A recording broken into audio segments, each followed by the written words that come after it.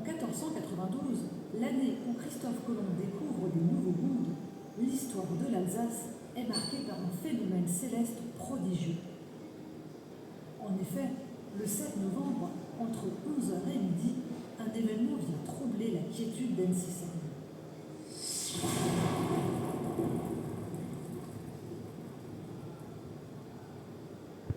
Un bruit de tonnerre assourdissant se fait entendre à plus de 100 km à la ronde.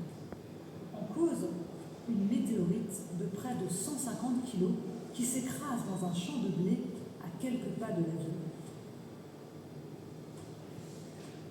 La nouvelle se répand alors très vite dans tout le bassin rhénan, portée par des feuilles volantes intitulées « Sur les pierres de tonnerre tombées à Ensisheim en l'an 1492 ». Elles sont rédigées par Sébastien Brandt, un humaniste, savant et homme de lettres qui soutient activement Maximilien Ier de Habsbourg, l'empereur du Saint-Empire romain germanique.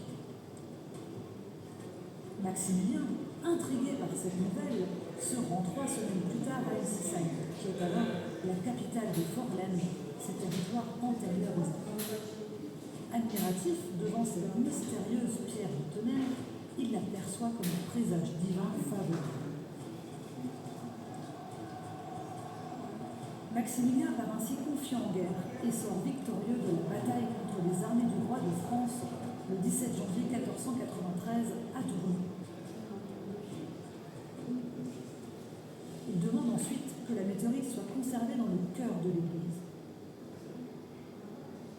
Elle y reste jusqu'en 1789, avant d'être transférée à Colmar avec les biens confisqués au clergé et à la noblesse pendant la Révolution française. Elle est restituée à la ville d'Ensisheim en 1804. On la conserve à l'école du village, puis à la mairie au palais de la Régence, et enfin au musée